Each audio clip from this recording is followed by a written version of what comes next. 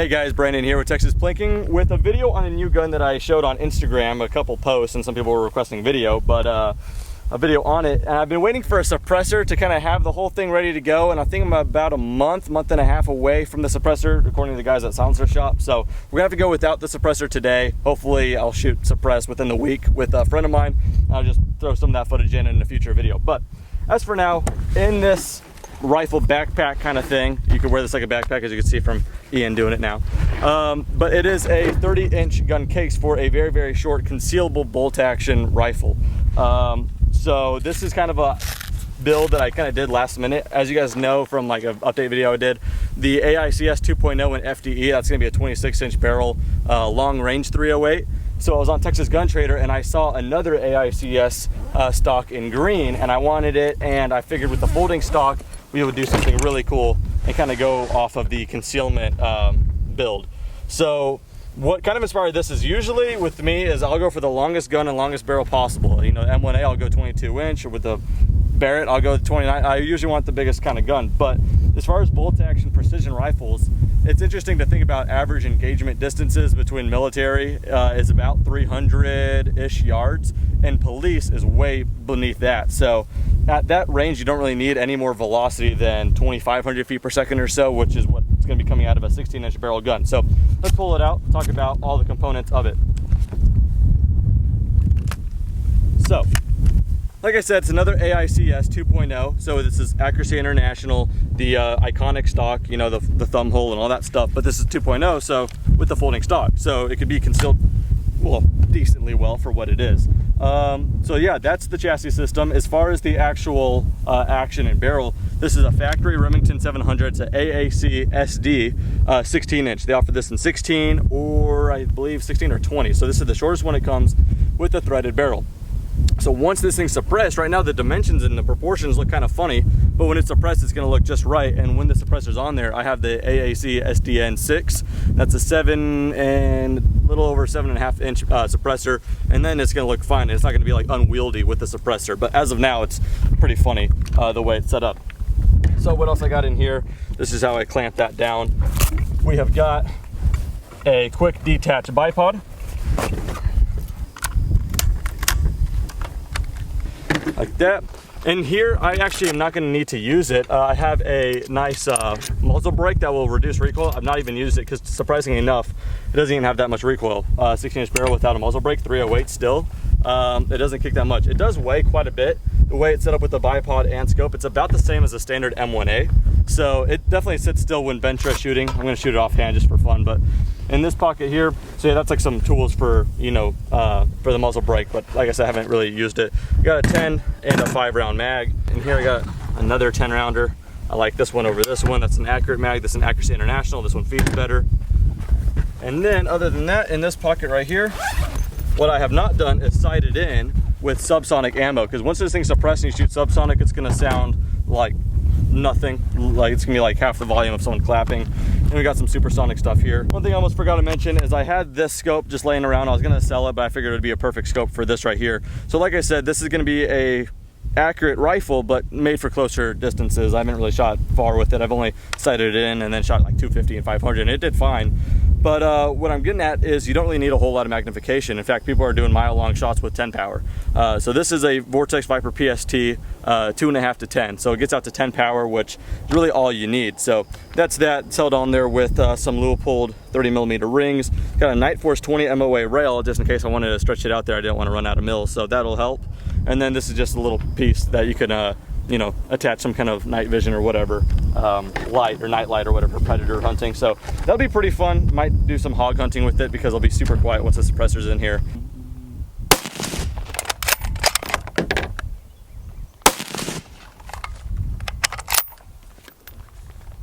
Mucho gusto. Mucho gusto.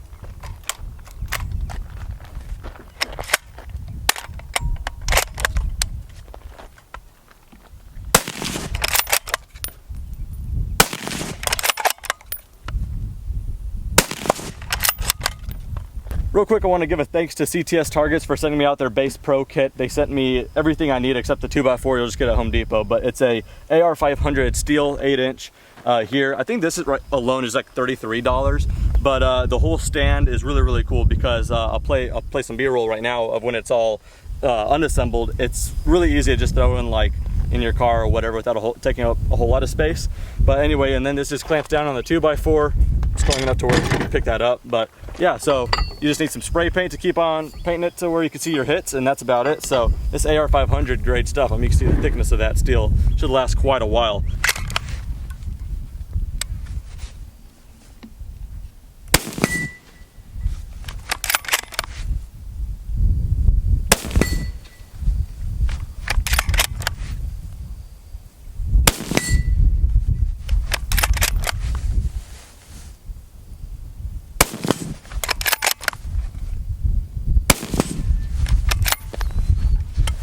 Now, the Recoil Impulse is actually not too bad. This is a factory trigger. I think it's set at 3.5 pounds, but it's a single stage, so it actually feels pretty good. Not a whole lot of recoil, just a nice thump. Curious to see what that's like suppressed, but as of right now, it's actually a really, really fun shooter. All right, so if we're going for groups, that's not too good, but I was just going for the main part of the target, which is about an inch or so for 3 shots. So yeah, this target actually held up pretty nicely. It's pretty loose right now because I didn't tighten it more than just hand tight, but I think because it's so loose on the bottom, it's got some give to it. So yeah, I wasn't getting knocked down with that 308. So go ahead and repaint. All right, gonna try something different here. So in case you guys haven't heard, these are called hog or pig saddles, are pretty cool. So you get like your traditional camera tripod and tripod head. And then this right here safely clamps onto the gun with these rubber like teeth. And it is rock solid. So you just kind of loosen the tripod head like you would to move your camera around. You can just lock it in at any kind of weird angle. So really, really cool for like rooftops and all that stuff. I know the people that are on Overwatch for Super Bowls, they use this. So it's really good for stalking, you know, if you're doing hunting or just for looking cool on YouTube. So that's what we're gonna go ahead and do. Yeah, let's see how stable I could be shooting the steel targets 100 yards with this. It's not as stable as a bipod, but for the amount of flexibility it gives you on what you could do, rooftops and this and that, or just being able to stand up, it's definitely more flexible than a bipod. But anyway, we'll see what we can do.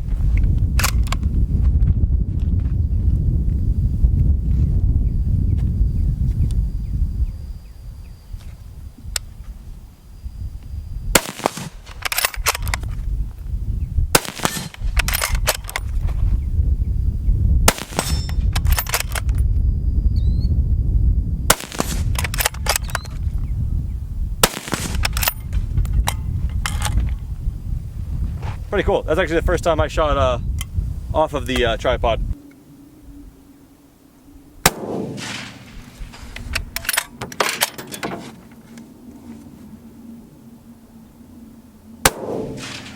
Oh, I was low on that one. I hit the frame.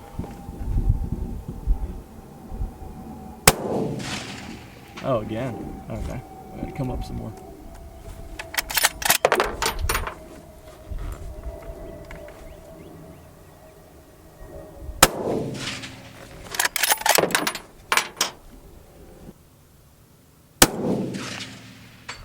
Got it.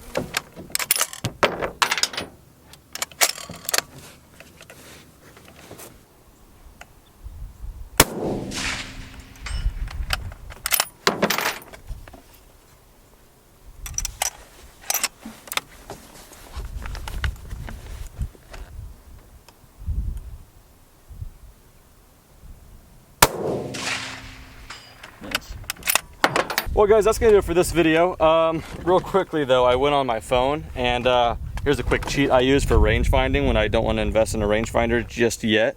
There's a rangefinder for golf. It's just golf GPS rangefinder. So we were shooting from about right here, shooting at the steel target right there, and it says it's about 358 yards away.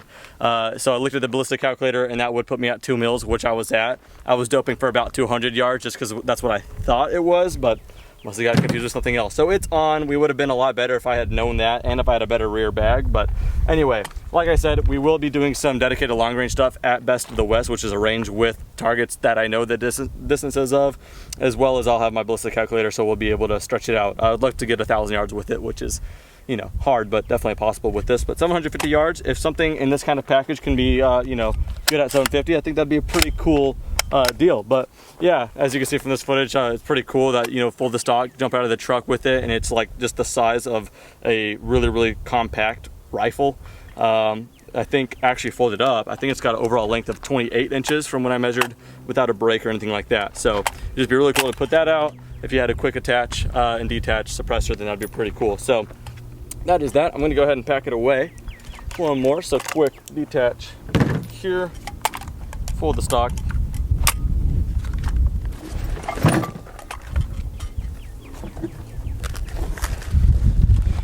Just like so. Slides to the end, put the bipod up here.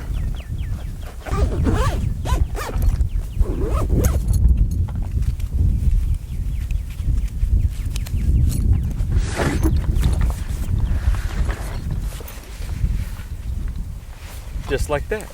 So that was the idea for the build, just a portable long-range gun. So more on that in a future video, but I thought I'd make a hopefully decently quick video on that. So thanks for watching. See you guys on the next one.